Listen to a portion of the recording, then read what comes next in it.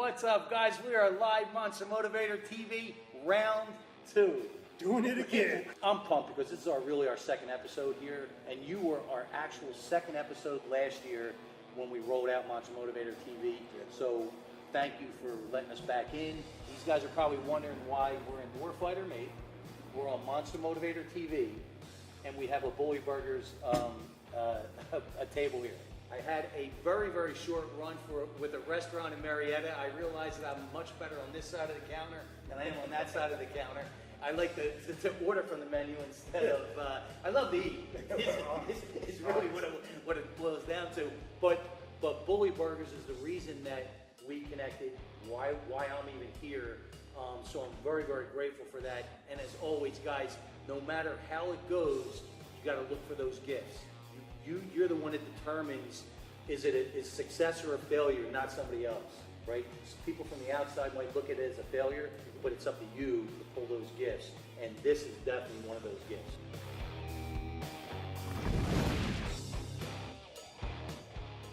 I'm Rob Blanton. I'm the CEO, co-founder, and I'm a full-time volunteer for the veteran nonprofit Warfighter Made. Warfighter Made does recreational therapy for ill, injured, and combat wounded service members and veterans. We adapt and customize a injured warfighter's vehicle, which is why our motto is adapted to the injury, customized to the soul. And then we also do recreational therapy trips in the off-road world. Specifically, we take Polaris Razors out and with veterans, and we put the veterans behind the wheel of the Razor, and then just go have some epic journeys, and it's really cool because we get the opportunity to really get to know the veteran, right, where they're at in their transition from military to civilian life. And you know, as any Vietnam veteran will tell you, that transition can be 30, 40 plus years. And when we get to know that warfighter and really know where they're at, is then we can step in and help them accomplish the goals that they're trying to accomplish. And share with everyone your combat experience. I know a little bit about Force Recon, and it is, it's the real. This is all the part where I start like, 21 years in the Marine Corps. I was a Recon guy. I did 10 years as an operator at First Force Reconnaissance Company, 95 to 2005. And then I basically became an instructor, teaching advanced skills to Force Recon guys like myself. Retired in 2014. We actually started Warfighter Made in 2012, or we slapped the table on Warfighter Made in 2012, got our nonprofit, our 501c3 status in 2013. I retired in 2014, and this became my full-time job as a volunteer. It's really your oxygen, right? It really is. I mean, and it's if you spent any time here with him and with the guys and girls now, it is his oxygen. It is the real. And I just want you to give a quick overview for people that don't truly understand what is Force Recon. Force Recon until early 2006 was, for lack of a better term, it was the Marine Corps' Special Forces. We did specialized raids. Our bread and butter was deep reconnaissance. We'd insert behind enemy lines, report on the enemy. We were the eyes and ears of the battlefield commander. We were first in. We were basically first in. Yeah. And then we did a lot of quote unquote cool things, specialized raids. I worked with some of the best Marines, ever, and I had a really good time doing it. And for me, it was about taking care of my guys. Yep. And I learned a lot about doing that. I learned a lot from some of the mistakes that I had made during that time, and came back and realized that Warfighter Made was just another way for me to continue to help out in my opinion, the best men and women that America has produced. And what I love about guys like you, right, and people like you, is the word leadership gets thrown around a lot, right, and it's used quite a bit, especially in the personal development world.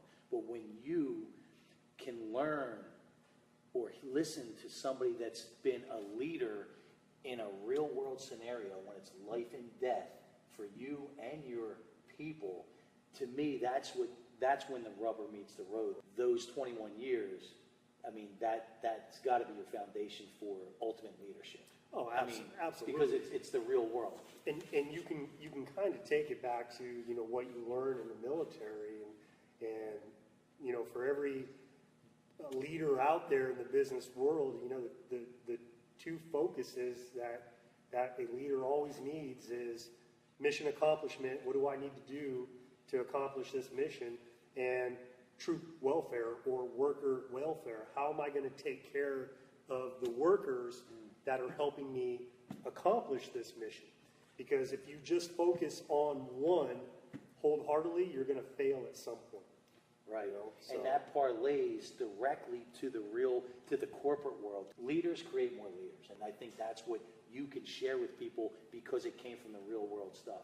I was excited when you told me about your first force or your force recon because of my father-in-law was first force recon in Vietnam. Right. So he shared with me a lot of things. And this is when I knew it was pretty badass. When I had Nutrition Zone and I worked with a lot of Marines from the base. And I actually did some seminars, and I'd send stuff to Iraq and Afghanistan, and we'd email back. You had that picture.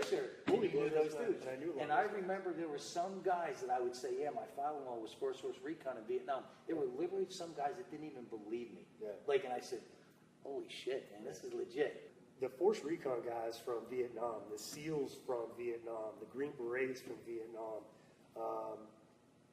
those were some amazing warfighters.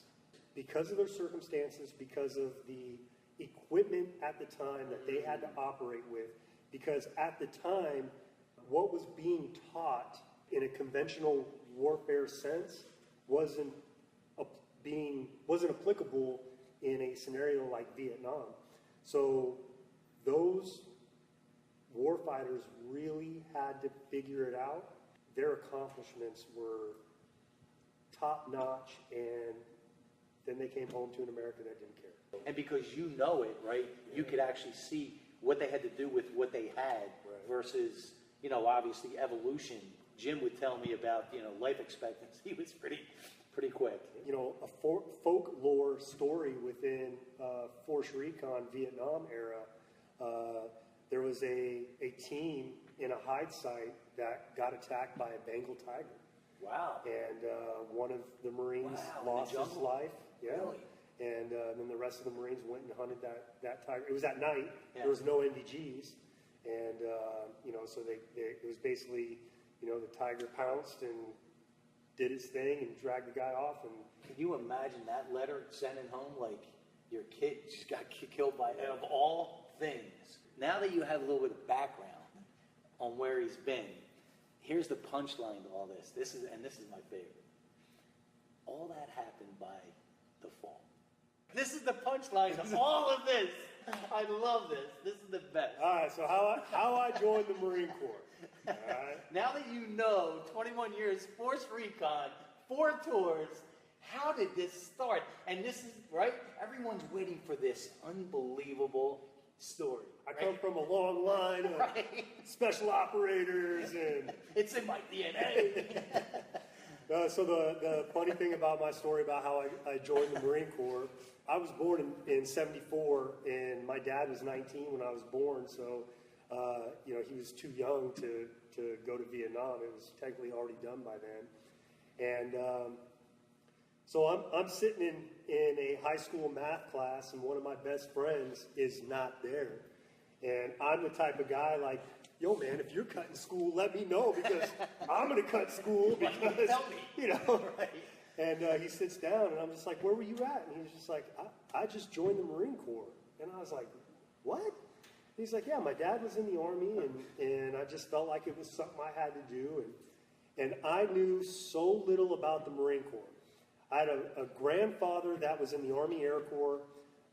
And then my other grandfather was in the Korean War as a Army cook. And so I knew so little about the Marine Corps that I thought it was just another name for an Army branch. The recruiter starts calling me and starts calling a group of us, and there was really 5 of us that really hung out, you know, on a regular basis. And all of a sudden, one by one, guys start joining. Just signing up. And finally, I was just like, you know, it was kind of me and my buddy Keith. We were holding out, and finally, it was just like, all right, let's do this, right? So the joke is, you know, I am the proverbial, if your friend jumps off of a bridge, will you? Yes, I am, because I joined the Marine Corps because all my friends did. Now, the funny story about that now is that 5 of us all have the exact same ship date. We're getting ready to leave in maybe 6 months. 2 of our buddies drop out of high school. And they drop out of high school to basically get out of having to go. Cold feet, yeah. A month prior to us leaving, my buddy Keith breaks his leg. So now he's out. And so now it's me and Joe, the very first guy to join, and me. I'm from the Bay Area. We go down to Oakland Mets. And, you know, we're basically doing our swearing in. And that night we're standing on the yellow footprints. And, you know, you go through this thing called the moment of truth. And they all bring you into a room. And, you know, one door leads in, another door leads out. This is your opportunity to admit to anything to keep yourself from getting in trouble as a military member. And my buddy Joe goes in before me. I go in after him. I walk through the end door, and there's my buddy sitting on what we call the bench of woe. I walk up to him, and I'm like, what the hell are you doing? And he's like, hey, man, they're sending me back. I got to do another waiver, blah, blah, blah. Right? And I'm like, oh. He came clean. Hell no. So I'm like trying to get back through the one-way door because I'm like, I do all kinds of stuff. I got to go back too. Basically, you know, I'm the one guy that walked around that, you know, jumped off this bridge because all my friends did. And now I'm the only one standing on the yellow footprints on our original They're ship all here. like 1, 2, 3. Yeah. That's right. Hesitation at the door. And yeah. you're doing the Triple Lindy all the way down. Right. Everyone ended up becoming a Marine. I'm the only one that made a career out out of it. Made a career out of it. And it was a very rewarding career. I loved every minute of it. And you still miss it. Actually, that was a lie. I didn't love every minute of it, Right. but man, it just, you know, being able to work with some of the best men and women that America has to offer is really it's a once in a lifetime opportunity, and I'm so glad that I took that leap and I didn't quit. When I was leaving to go stand on those yellow footprints, my grandfather, who was in the Army Air Corps, I really looked up to him. He walked up to me. He you know, said goodbye to me in our hometown recruiting station. But he had an aura about him that was very unlike him, and it kind of made me a little uneasy. The only thing that I really remember him saying to me was he kind of grabbed me, looked me in the eyes, and he said, "Don't ever quit." And that was the end of it. And he kind of, you know, where I recall, as he turned around and kind of walked away. And that moment kind of pushed me through the rest of my life. That was your aha moment, huh? It was my aha moment. And there was many times during boot camp.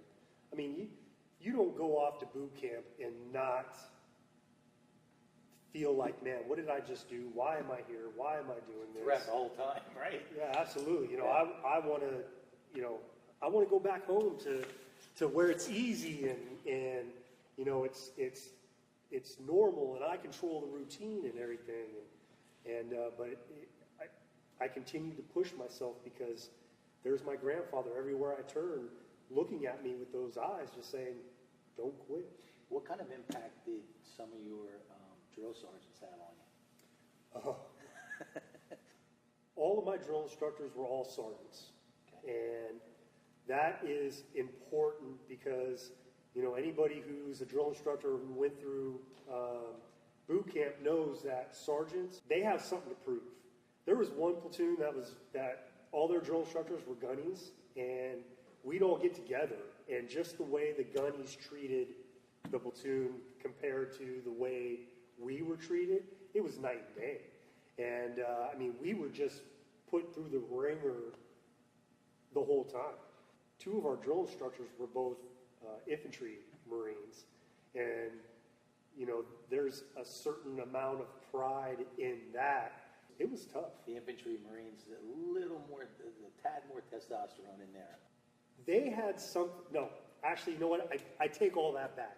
Yes, the infantry Marines were brutal. But it was the two guys. One had something to do with the air wing, and the other one was an MP. Those two were the absolute brutal ones because I think they felt they had something to prove to everyone else. Versus, right? Yeah, they felt maybe a step behind. Drill instructor Sgt Jackson. I'll never forget any of my drill instructors. Right. And drill instructor Sgt Jackson was the heavy. He was the strong. He was basically the enforcer. The bad cop. Oh my God. The good cop, bad cop, right? Absolutely, right. I tried to stay out of that guy's radar, but it was impossible. It was impossible. It was almost like as soon as he walked in, you'd announce that he was on deck, and then he'd be like, "Hey, recruit Blanton, quarter deck, front and center right now," right? And just start thrashing me. That's what I was. It wasn't really like that, but that's how it seemed, Right. I was always making pools of sweat, About 10 years later, I am, quote unquote, I'm a seasoned Force Recon Marine. Got your stripes. I'm senior. Yeah. I'm walking through the passageway on ship. I'm not paying attention to what's going on around me. I'm in condition white. And all of a sudden I hear, "Hey, Marine, did I have you as a recruit?" And how'd that voice? That voice, I think I was a really senior sergeant at that point. And as soon as I heard that voice, it made me want to snap to attention. You were back in boot camp. Oh, it was almost embarrassing that it was such an instantaneous response like that. And I looked up and I was just like, yeah, platoon 1051, Cortez, Larinaga, Blaine, and drill instructor Sgt Jackson. Well, he was a gunnery sergeant then, and spent some time talking, and he was just like, "Yep, I remember you." At some time later on in that deployment, the deployments were 6 months long. A group of his guys that worked directly underneath him came up to me, and they're like, "Man, Gunny Jackson won't shut up about you. He's so proud of where you're at and what you've done." And I was that one recruit that he remembered, and that he was kind of like, that right there was because of me, right? Right. And honestly, proud papa. And honestly, it was kind of because of that. I later started coining a phrase: "Do what you're supposed to do, not what you want to do." And every time that I've done what I've wanted to do, knowing what I was supposed to do, Came back and big. it always came back and got me. It always come back and got me. So, wow. yeah. Let me ask you this: do you think that you would have made a career out of the Marine Corps if it wasn't wartime? Well, yeah, because I came in '93. Okay. 94, 95, I went to Somalia as a infantry Marine. Okay. And that's kind of when I was introduced to Force Recon. I was just so oblivious to everything at that point that it was just not really on my radar. Basically, 93 to 2001, I was quote unquote peacetime, with that exception of Somalia. But that was basically just us going in to pull out the UN after Black Hawk Down. But for a lot of guys that are like, oh, we're not really at war anymore, and that 10 years of peacetime was such an amazing time for us, because all we did was train. So by the time I got to combat, we were ready. It was second nature. Oh, huh? we were so ready. And I was a part of a platoon at First Force, 4th Platoon, and we basically only had 3 weeks left. We were in Hawaii. We were going back to the States. Just cruising. Right? Cruising, right? That's when September 11th, 2001 happened. Wow. And when you're on your way back, right, at some point you do a high five with an identical amphibious ready group. And then they're taking over. So you're passing the baton. We right? passed the baton. Okay. And it was that platoon that ended up going into Afghanistan. But we always joke, and it is a joke, but if it had been our 4th platoon that went to Afghanistan, stuff would have been done. Over. We would have gone there and wrecked house and from really all those years of training. From our leaders, all of our team leaders were gunnery sergeants.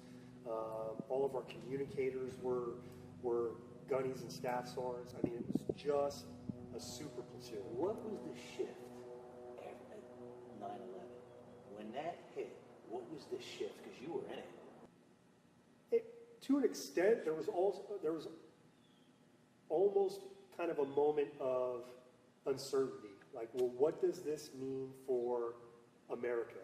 Okay. What does this mean for us? What does this mean for the world? The rest of the world, right? as a whole? But then you just kind of realize that I can't control any of that. So now I got to continue to basically sharpen my mind, sharpen my body, and get ready to do whatever I'm asked to do. Just lace up the boots and get to work. Did you see a difference in the mentality in guys or women when that happened? I think for the majority of the Marines that I worked with, it was a very, hey, let's get ready to do whatever we're asked to do. Right. It's time to get to work. The positive thing that came out of 9/11 was how America came together. Yeah, huge. Huge. And I had never, you being from Jersey, I had never been really on the East Coast at that point. But from what I understood was no one really talked to anybody, and you could spend your entire day walking down the street and never say hi to one person. Not even eye contact. And then that shifted, and people started talking to one another because they realized life was short. And now, unfortunately, I think we've kind of gone in that opposite direction. And the memories fade quick. Personally, it blows my mind that there's a group out there that sympathizes with extremist Muslims, and that bothers me. And what few people understand is that I come from a Muslim background. Oh, really? And I know some of the inner workings, and people should be worried about the extremists, because the way the Quran's written is that majority rules. So if the majority voice basically stipulates that we're going to war with America, if you are a Muslim, You need to follow. you are going to war with America. And so, do I think that will happen? No, I don't. But there are enough extremists out there to get the attention of one person, and then all of a sudden they're committing crimes against civilians. Yeah, terrorists. So- Yeah, I mean, and it's a real Yeah.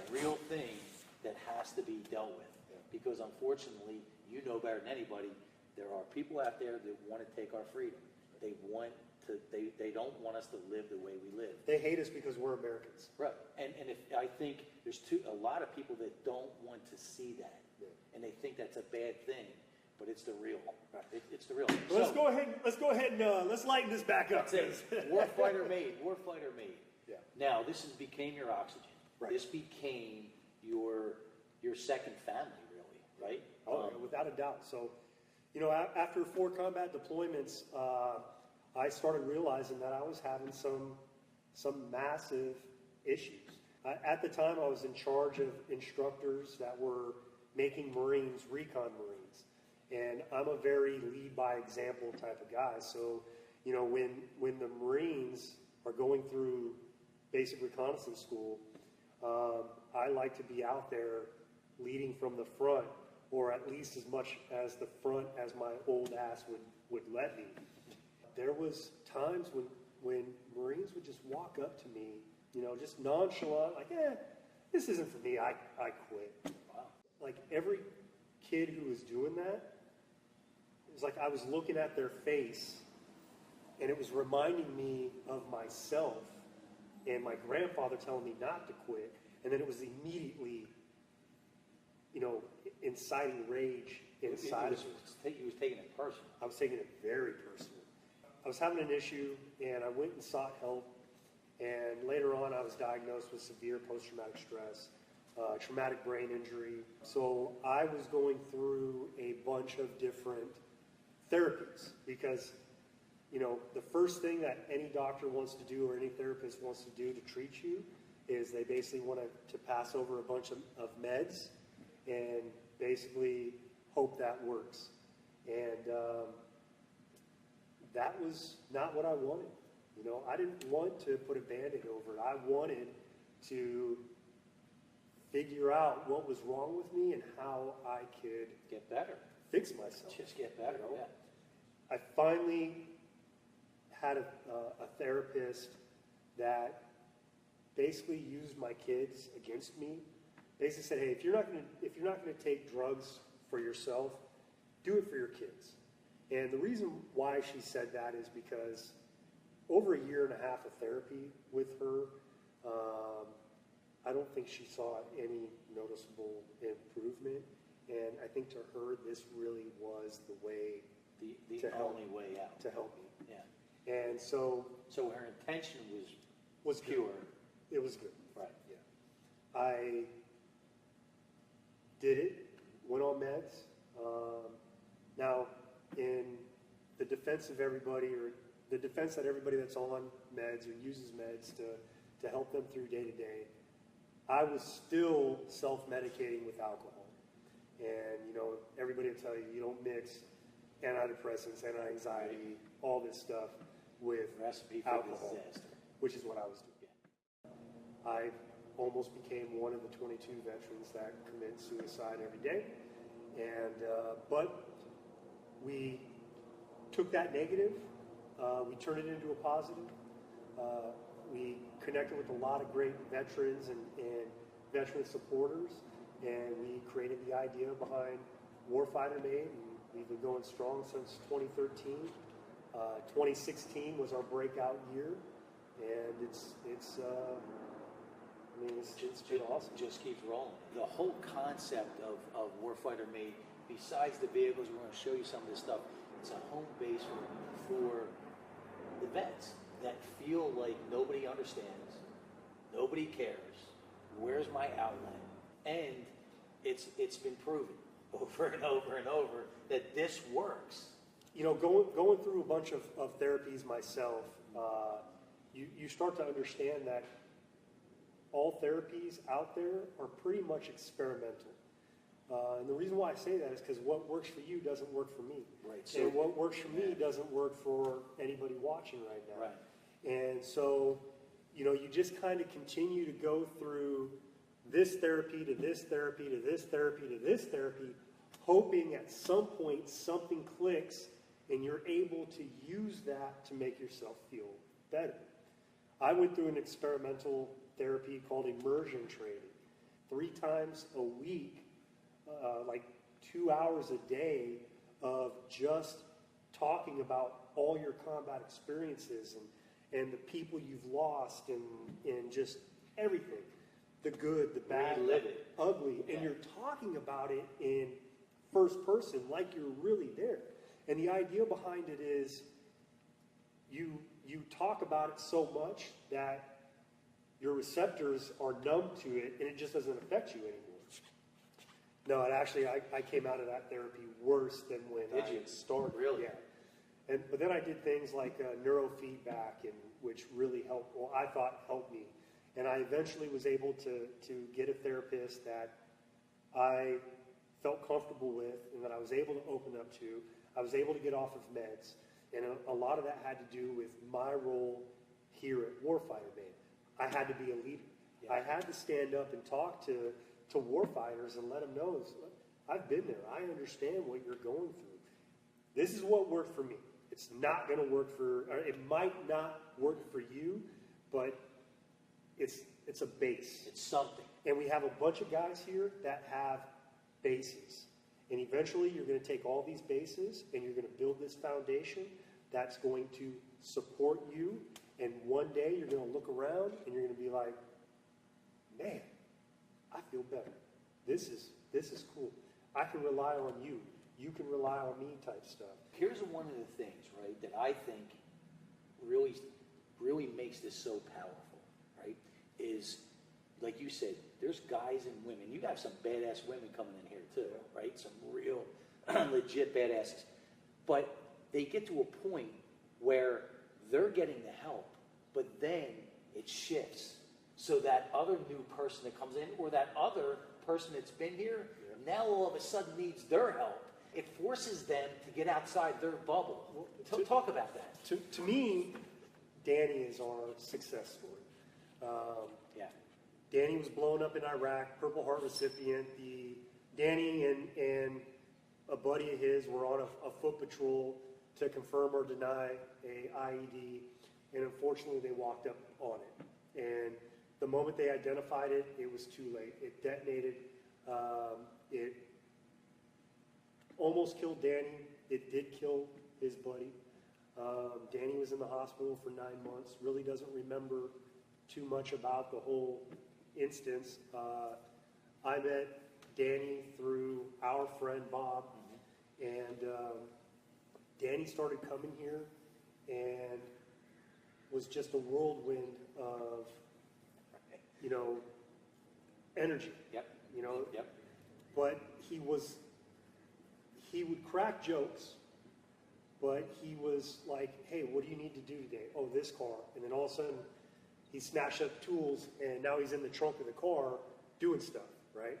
I mean, he's been here basically since day one. He helped us move in. Now when guys walk in here, Danny walks up and is just like, hey, I'm Danny. What's going on? How are you? Yep. What's new? Welcome to Warfighter Made. This is what we do here. And those are really proud moments for all of us here, because he's not the only one. Lots of veterans have come here and have gotten what they've needed from Warfighter Made, and then turn around and have brought other veterans here. There's really no higher honor than that. I mean, you trust me or us or Warfighter Made enough that you're now going to bring your brother or your sister, somebody that you served with, to us. That is the ultimate. To me, for what we do, that is the ultimate. And there's no other way to put it. That's your oxygen. It's my oxygen. I mean, this is without a doubt my therapy. Being able to continue to help and give back and make a difference and look at a guy in the face and kind of see those wells of tears in his eyes, because I've been there. Yep. That is his rock bottom. Yep.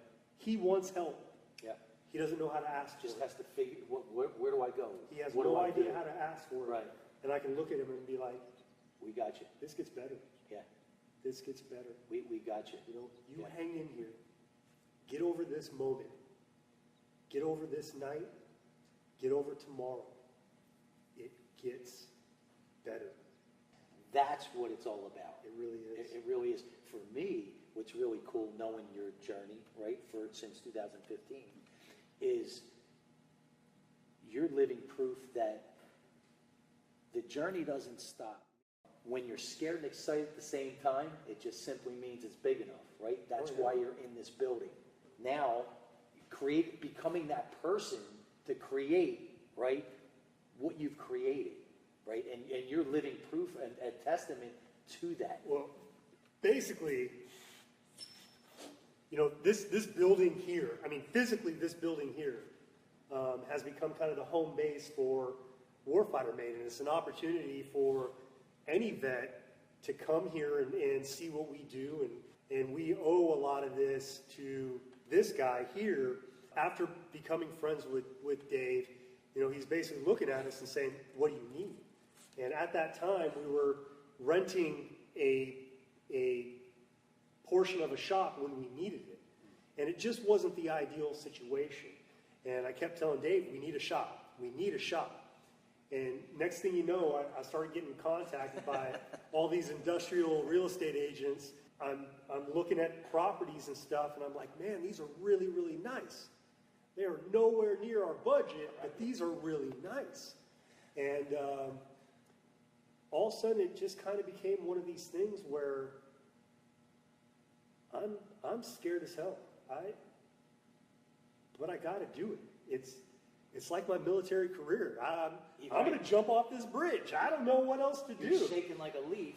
What the rent for this building that we're in right now was all that we had in the Warfighter Made bank account. And but we needed a shop. And I was like, you know what? We're going for it. Let's do it. We'll make it work. I saw my grandfather looking at me, and I didn't quit. And I'll admit that, you know, there was a couple months right after we did it that I'd walk in here, and this place was, you couldn't even talk because it just echoes off of all the walls. Did I make a mistake? Did I do and the I'd be wrong like, thing? man, this is the worst decision that I've ever made. I just blew it. And now if we pan this camera around, this place is filled to the gills, and we just rented the shop next door to us because we're expanding. And we're going to take that and we're going to use it to build more projects for more veterans and do more therapy trips for more veterans. And my aha moment, right? And I don't even know if you know this. I was at your house. We were watching the UFC, maybe 8 months, 9 months in. And I said, love my UFC. Me too. And I said, how's it going? And you said, we're having our best year ever, right? We've had more sponsors in February. We were coming in the first of the year than we did all of last year. And for me, it was so cool because I'm like, yeah, this shit really works, man. You have to rise to the occasion. And become that person. And if you don't take the chance, or if you don't accept the risk, you're not going to realize your true potential. Now I have a saying too that if you don't quit, you'll never fail. It might not be the ideal situation. I might have ended up losing this place, but it doesn't mean that I was going to quit. It means that I would just pick up what I needed to and continue to do what we're doing, not in this same facility. And it doesn't mean you failed, right? Like we talked about with the restaurant. It's either failing for you or it's not. And what people ask me all the time, how did you bounce back from the restaurant so quickly? And you have to be honest with yourself, right? And only you know deep down. And I looked myself in the mirror and I said, if I died today, would I regret not doing it? And when my answer is yes instantly, I won. Right. Now I'm good. Now let me just get back up, clean myself off, right? Let me move forward. And here's one other thing before we show what you guys are really doing is I want to be clear. I made a few phone calls to some realtors, and all I did was say, now the ball's in your court, right? You had to say, am I stepping off into faith, right, or not? Because at that point, yep, fear was kind of paralyzing me to make that decision, and I needed an outside person to kind of be like, hey, we got this. Go. So, Get in there. yeah, Get in there. And it was, it was just one of those things where you're in that situation. I'm a never say quit type of guy. Make it work. Figure it out. Make it work. Figure it and out. then you start bringing people in around you that have the same passions, and they want to help you make it work. And then all of a sudden, next thing you know, you have, companies like Polaris that are, looking at you and are like, we've been watching, we like what we see, let's work together. At the end of the day, the universe, you created a void. So now they have to fill that void, and that takes us into this guy here, right? Yes. So 2015, you guys have equipment scattered all over the Inland Empire. You're trying to keep this thing afloat, right? You're trying to... Then you make this scary, crazy decision, and now let's fast forward the clock. They just did their first reality show with the Diesel brothers on Discovery Channel. So let me back up here. How badass is that? So we did, the Polaris Razor and the Diesel Brothers just did a huge fundraiser for us. The reality show was based off of Monster Energy Supercross Gotcha. and Toyota. Okay. And this right here was fun. I mean, no two ways about it. Let's show them. So let's Ready? do it. Let's do it. I'm going to be back right now. We got Juan Dominguez, our VP, Combat Wounded Triple Amputee. The man. He's in the parking lot right now. I'm going to go grab him, bring him in here, and he's going to get in on this. Let's do it. Okay, hi everybody. My name's Juan Dominguez, Marine, retired, Vice President of Warfighter Made. I'm a photographer and a musician, and that's what I do to stay busy. We were just setting it up to show this truck. Awesome. We were contacted by Bell Entertainment, who owns Supercross, Monster Jam. They basically said that we want to work with our sponsor, Toyota. We want to build a vehicle, but we want it to be done by veterans, for veterans. Are you guys interested? And it was another, oh my God, moment. What are we going to do here? Our lead builder, Adam, who's a civilian, Feld invited us to the Supercross finals in Vegas 2016. I said, well, we're supposed to be in another spot. I don't know if we can make it, right?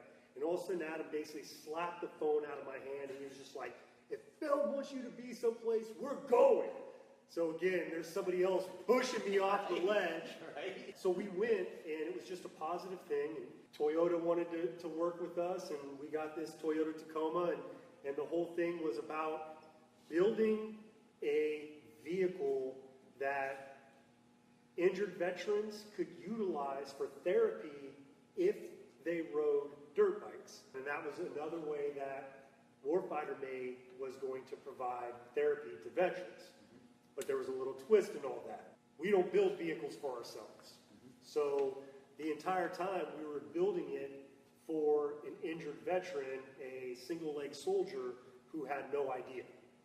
And so every episode we had to talk like, oh man, this is going to be so great for us. I can't wait to get out and use this, and the whole time we were actually building it for a very specific person. The cool thing about this vehicle is we had so many people involved. Everybody donated their product. We used a lot of local Temecula, California businesses that just 100% jumped in. Let's look at the... Yeah, because I remember last week I go, man, that's a badass truck. He goes, you ain't seen nothing. We haven't even started. We haven't even all right? seen anything yet. So the focus of the vehicle is being able to load and unload a dirt bike easily. So the way that we do that is we have a Carley's ramp system here that if we had a dirt bike loaded,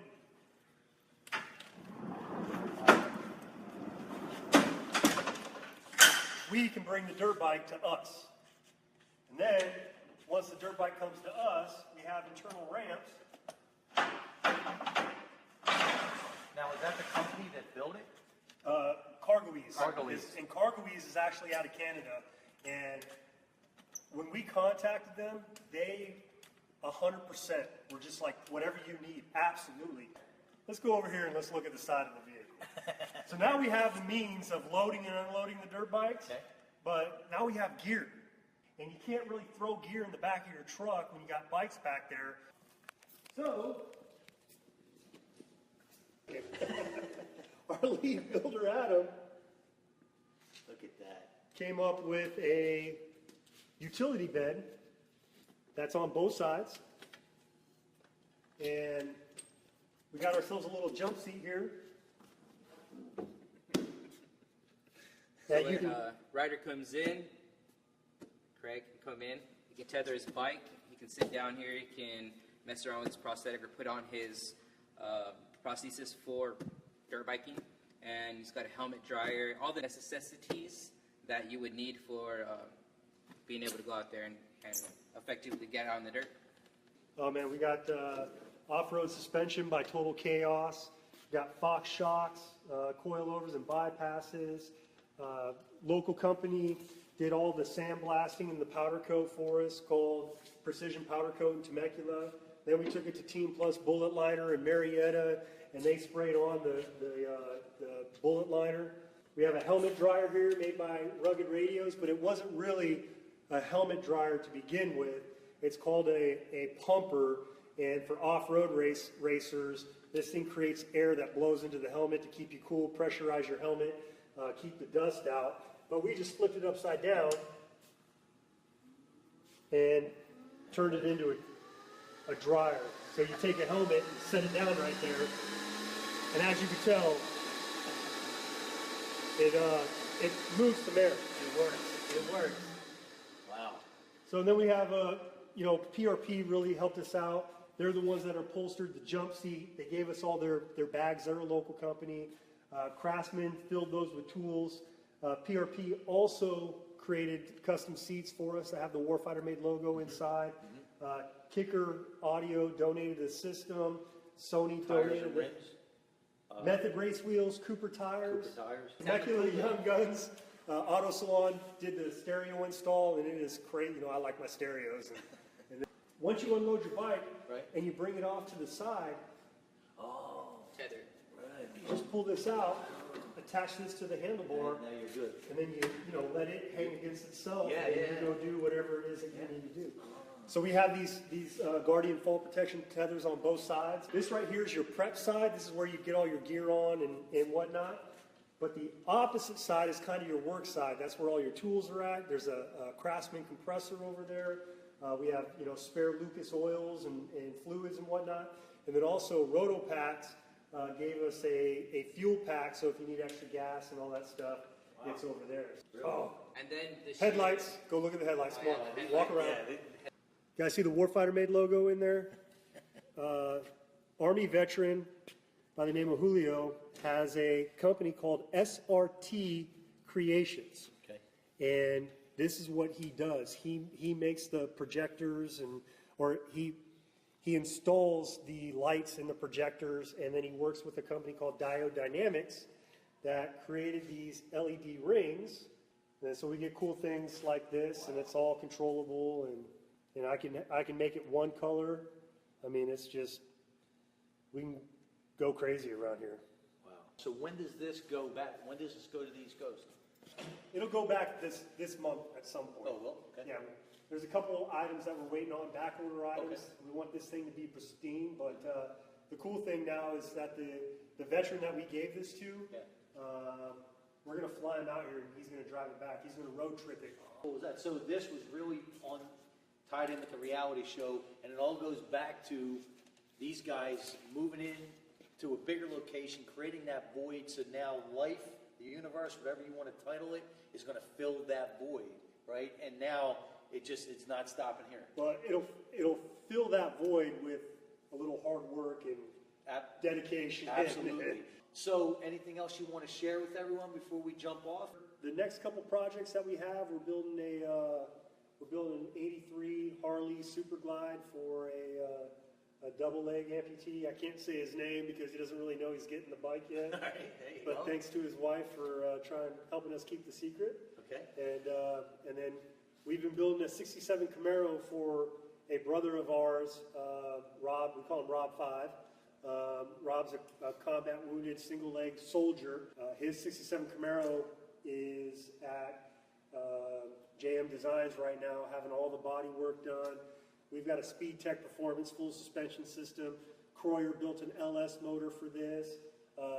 Dyno Trans, which is a local company, is taking care of the transmissions for it. We just have all kinds of really awesome things going on, and it's our passion. You know, we want veterans to feel the appreciation for their sacrifices for our freedoms, and this is how we do it. This is what you do.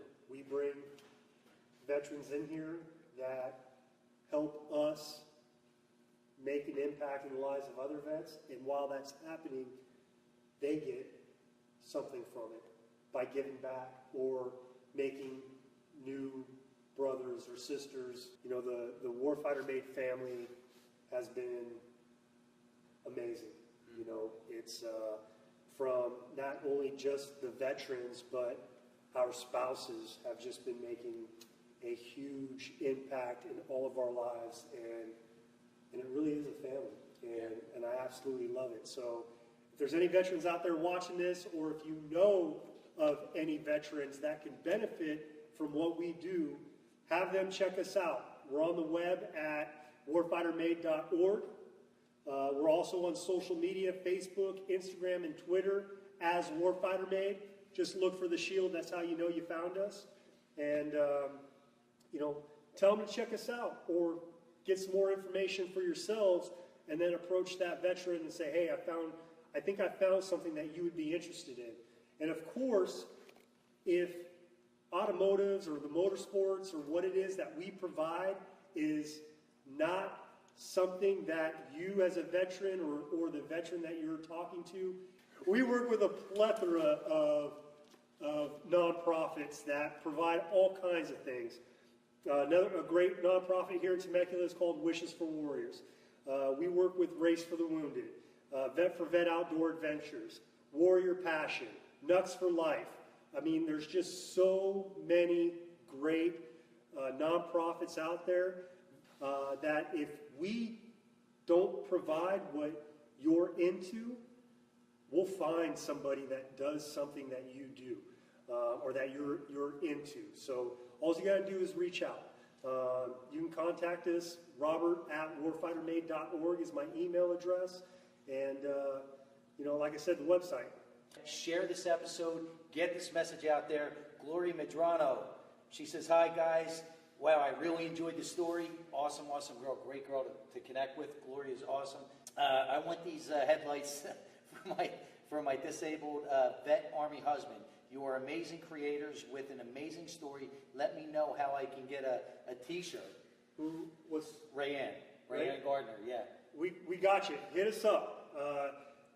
You can hit us up through social media with private messages. You can go to our website, Robert at warfightermade.org. Hit us up. We'll get you taken care of. Goosebumps, giving back. Love it. I'm going to let you know. Love it. I can tell this guy right here is excited because he's got goosebumps too. So. I got him, man. And this place does it for me. And as always, guys, we're going to take this out one way. I'm a big believer, big guy, that we're in one state of mind at a time, right? And if anybody lives that life, I know it's you do. So life makes the rules, right? We don't make the rules. And life says one state of mind at a time. So if you're in victim state, there's zero room at that moment for gratitude. But if you can get in that gratitude state, that unstoppable state the majority of your day, how great would that feel? Keep jumping forward. Pretty awesome, right? So we're going to take this out Monster Motivator style. I know you guys know what that is. We're going to do the Monster Motivator roar on 3. 1, 2, 3. Ah! Warfighter Made!